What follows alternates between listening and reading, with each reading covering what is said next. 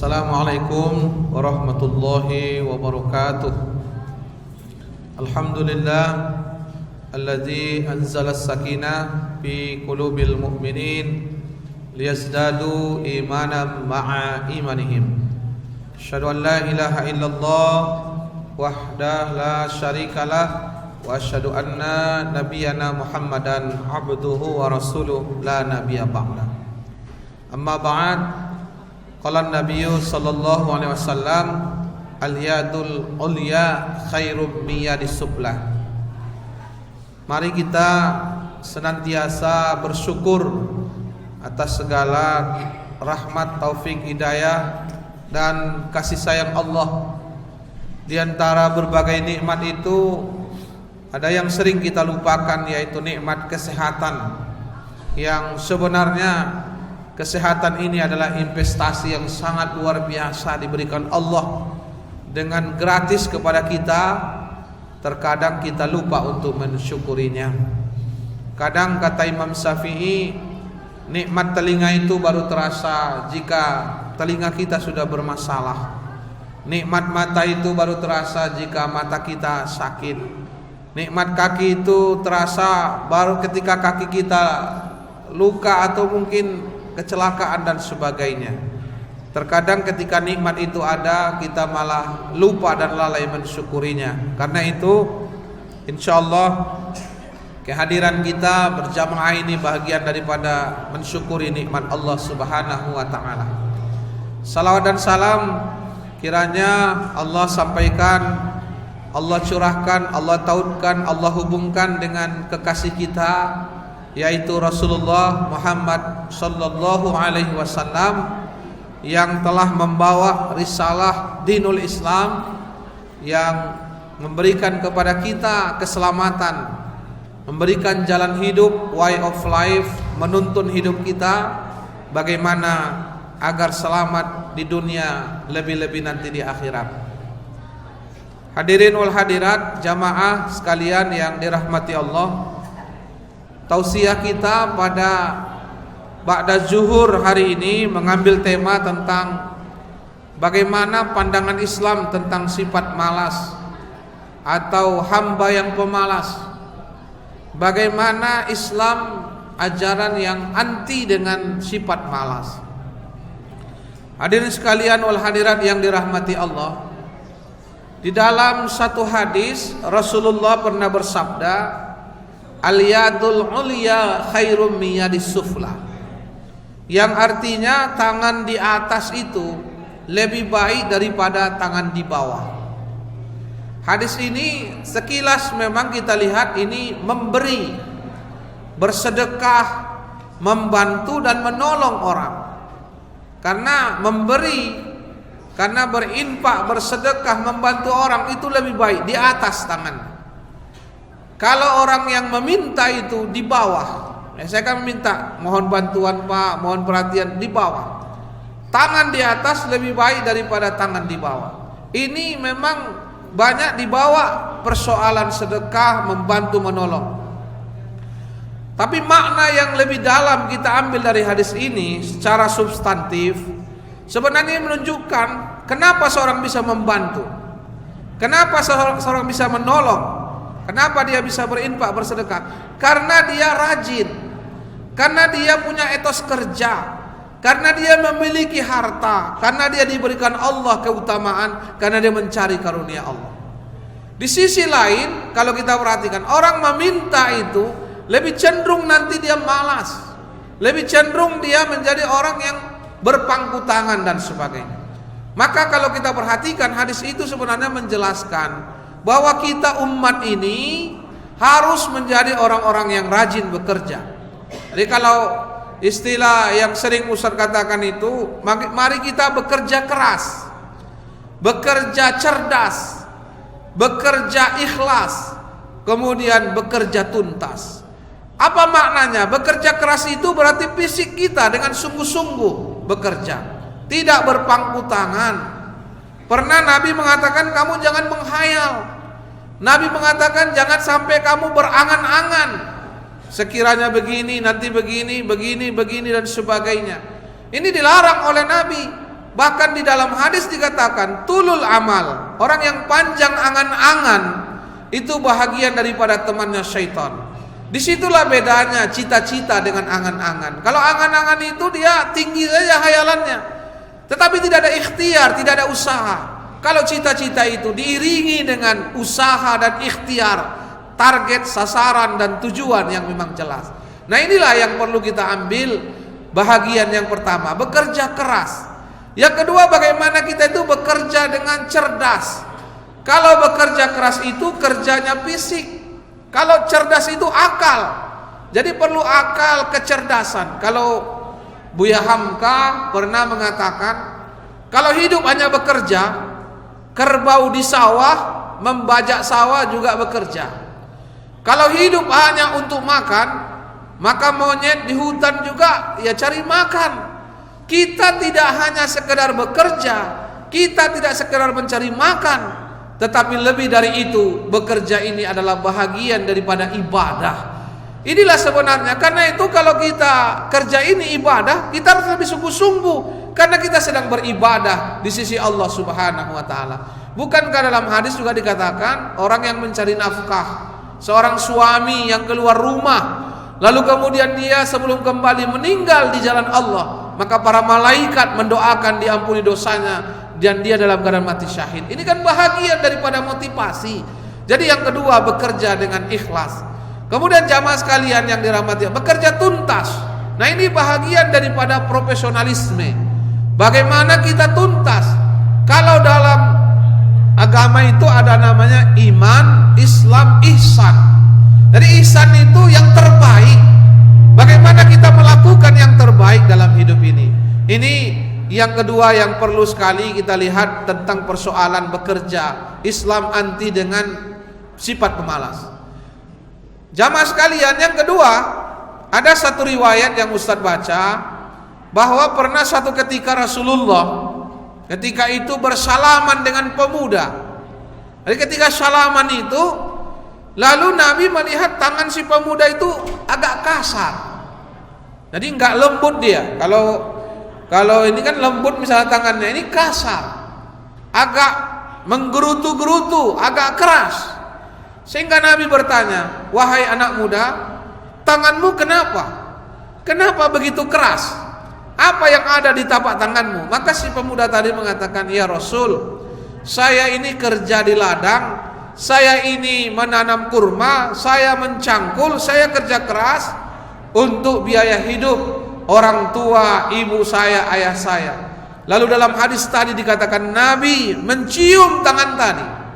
Kenapa Nabi mencium tangan pemuda tadi? Karena dia bekerja keras, karena dia sungguh-sungguh mencari biaya untuk kehidupan keluarganya, orang tuanya dan sebagainya. Dan ini menjadi perhatian kepada anak-anak muda. Kadang sifat malas ini kadang kan banyak identik dengan anak-anak muda. Walaupun sebenarnya anak muda itu harus kreatif. Kadang tidurnya kongko-kongko lama, bangunnya kemudian lama dan sebagainya. Kadang subuh kesiangan dan sebagainya.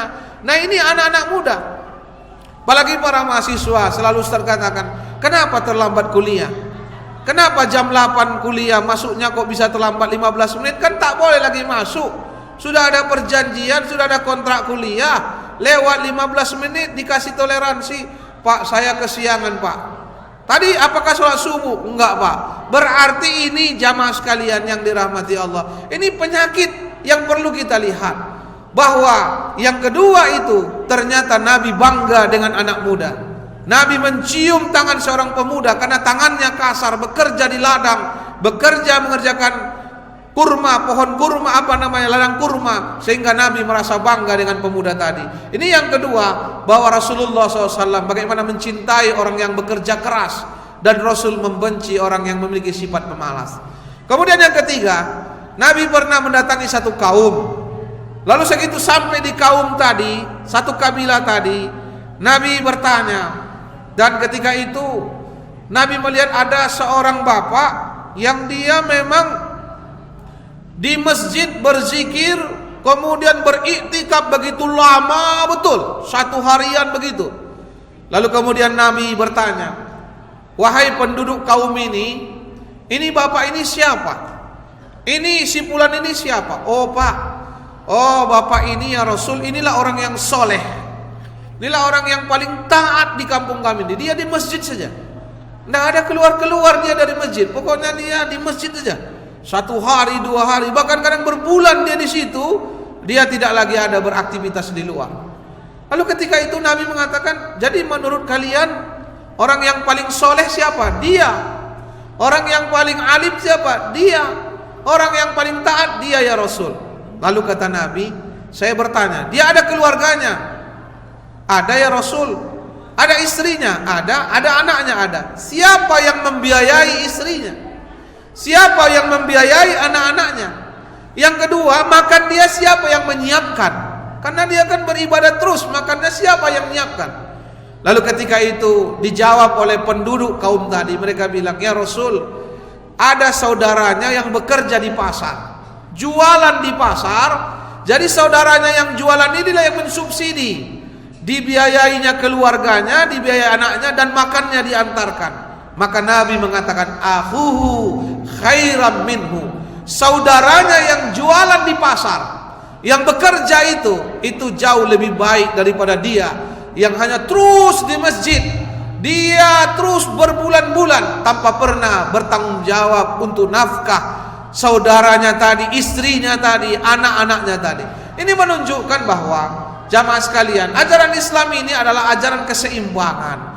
Ajaran yang kita memang beribadah, tetapi tidak boleh berlebih-lebihan mengabaikan hak kita, terutama dalam mencari nafkah. Ini jamaah sekalian yang keempat, poin penting daripada bagaimana Islam membenci sifat malas, bagaimana Islam menyuruh kita untuk bekerja. Kemudian yang kelima, pada waktu subuh Rasulullah mengajarkan kita ada doa. Ada doa yang sahih, doa yang harus kita bacakan selesai subuh. Allahumma inni a'udzubika minal hammi wal hajat, wa a'udzubika minal azzi wal kasal, wa a'udzubika minal jubni wal bukhl, wa a'udzubika min ghalabatid daini wa kahrir rijal. Hadis ini, doa ini banyak sekali di hadis. Ada hadis Abu Daud, ada hadis Muslim, sehingga hadis ini sahih. Sangat kuat sekali hadis ini. Di mana dalam doa ini maknanya, ya Allah aku berlindung kepadamu. Di antara kita berlindung apa? Dari sifat penakut, sifat pengecut, sifat berkeluh kesah, gelisah, termasuk di dalamnya azzi wal kasal, sifat lemah dan malas. Dan ini jelas sekali doa ini, bahwa Nabi mengajarkan bagaimana kita menjauhi sifat malas, lemah dan sifat malas. Kita tidak boleh lemah. Maka dalam hadis dikatakan al-mu'minul quwwah, mukmin yang kuat khairum min mu'minun da'if, lebih baik daripada mukmin yang lemah, lebih baik daripada mukmin yang lemah. Maka kita perlu punya power, punya kekuatan. Nah, di antara kekuatan itu adalah harta, ilmu, fisik dan sebagainya. Makanya kita harus selalu menjaga kesehatan dan sebagainya. Ini bahagian penting, termasuk wa a'udzubika min ghalabatid daini wa kahrir rijal. Aku berlindung kepadamu ya Allah dari hutang yang berlilit. Ini hati-hati nih, hutang yang berlilit ini, ya kan? Ini kadang yang sering terjadi itu hutang. Kenapa kita tidak boleh hutang, apalagi berlilit dia? Karena hutang ini harus dipertanggungjawabkan. Itu kalau dalam hadis dikatakan seorang belum sampai kepada Tuhannya sampai dibayar hutangnya. Nafsul mu'minin mu'allakatun bidaini hatta yu'da anhu. Jadi jangan coba-coba lari dari hutang. Jangan coba-coba misalnya kita hutang kemudian kita enggak bayar. Nanti amal ibadah kita enggak sampai. Nanti diri kita terkatung-katung. Bahkan setiap orang yang meninggal dunia, di antara yang penting diselesaikan adalah hutang-hutangnya. Bahkan keluarganya punya kewajiban untuk membayar hutang ahli waris yang meninggal tadi. Nah, inilah jamaah sekalian, bahwa hal yang paling penting ghalabatid daini wa kahrir rijal, dari kejahatan laki-laki yang membuat kejahatan kepada kita. Ada satu hadis yang menjelaskan, tentu hutang ini kan orang paling mudah berhutang, rajin berhutang. Yang malas itu kan membayarnya. Sifat malas bisa juga karena hutang ini. Nah, ada satu riwayat, ada seorang ibu bertanya, ya Rasul, Saya hutang saya ada ya Rasul. Bagaimana solusinya? Bagaimana cara menghadapinya? Hutang ini ya Rasul. Siapa kita yang nggak berhutang? Pasti berhutang. Apalagi pegawai, apalagi PNS, gadaikan SK dan sebagainya kan. Dosen-dosen, pegawai juga ada hutang. Pasti ada hutang. Negara kita ini pun berhutang juga kan. Cuma jangan sampai tidak dibayar. Apa yang terjadi jamaah sekalian? Ya Rasul, bagaimana hutang saya ini? Biar bisa saya bayar, biar bisa saya lunasi ya Rasul. Lalu Rasul mengajarkan doa ini. Dalam doa inilah diajarkan Rasul bahwa bacalah doa ini. Lalu kemudian ditanya dalam hadis itu, bagaimana perasaan ibu tadi setelah dia mengamalkan doa itu? Ya Rasul, hutang saya memang ada, tapi tidak jadi tekanan, tidak jadi beban, lapang saya menghadapi hutang ini. Jadi jangan pula karena ada doa ini langsung lunas, tidak. Tapi beda menghadapinya secara psikologis. Walaupun ada hutang kita, tetapi kita bisa menghadapinya dengan tenang, kita bisa menghadapinya, membayarnya dan sebagainya. Ada orang karena hutangnya berlilit, karena tertekan ini dan itu. Tidak jarang ada orang yang bunuh diri, yang nabrakkan dirinya ke kereta api, ada yang loncat dari gedung tinggi dan sebagainya karena stres. Maka inilah bahagian yang penting. Yang terakhir dari tausiah kita ini sifat malas. Bagaimana menghadapi sifat malas ini? Apa solusinya? Ada 3. Yang pertama adalah ingat memanfaatkan waktu dengan baik. Wal asri innal insana lafi khusri illa alladzina amanu wa amilus solihat wa tawasaw bil haqq wa tawasaw bis sabar. Jadi waktu, ingat, optimalisasikan waktu. Jadi ada seorang dosen. Ini dosen manajemen. Dia panggil anak-anak muridnya, mahasiswanya. Dia taruh yang namanya semacam baskom lah, semacam tempat yang terbuka lah, kaca gitu, toples. Lalu toples tadi dari plastik dimasukkannya batu. Dia bertanya, wahai anak mahasiswa, ini kita masukkan batu-batu. Bagaimana tanggapan kalian? Sudah penuh ini? Sudah penuh Pak. Dimasukkannya kerikil, masih bisa. Sekarang Bapak tanya, masih bisa kerikil? Sudah penuhkah ini? Mereka berpikir, kayaknya sudah penuh Pak. Diambilnya pasir, lalu pasir itu masih bisa di sela-sela tadi. Nah sekarang saya tanya, bagaimana udah penuh? Para mahasiswanya berpikir, cerdas juga Bapak dosen ini, dosen manajemen ini. Pertama batunya masih bisa masuk kerikil, kerikil masih bisa pasir. Mereka pun berpikir. Akhirnya mereka juga simpulkan, sudah penuh Pak. Apa yang diambil dosen tadi? Diambilnya air, dimasukkannya air masih bisa. Cerdas sekali nih teori atau bagaimana dia mendramat, membuat semacam drama, membuat semacam bagaimana contoh tentang manajemen tadi. Wahai para mahasiswa sekalian, dosen tadi berpesan, memang sudah penuh yang namanya batu, tapi masih bisa masuk kerikil. Kerikil sudah penuh masih bisa masuk pasir. Pasir sudah penuh masih bisa air. Itulah waktu. Sebenarnya di tengah-tengah kesibukan kita, waktu kita bisa masukkan kegiatan, berbagai kegiatan yang bermanfaat. Karena itu optimalkanlah waktu dengan baik. Karena waktu tidak akan kembali. Dia seperti busur panah yang tidak mungkin kembali. Ini yang pertama, agar kita menjauhi sifat malas. Bagaimana kita menghargai waktu. Yang kedua, jamaah sekalian yang dirahmati Allah, agar kita tidak malas, bagaimana kita jangan menunda-nunda pekerjaan, terus berbuat baik. Wallahu yuhibbul muhsinin. Dan yang terakhir dalam menjauhi sifat malas itu, bagaimana kita berdoa kepada Allah dijauhkan dari sifat malas. Seperti doa yang Ustaz baca tadi, Allahumma inni a'udzubika minal hammi wal hazan, wa a'udzubika minal azzi wal kasal, wa a'udzubika minal jubni wal bukhl, wa a'udzubika min khalabatid daini wa kahrir rijal.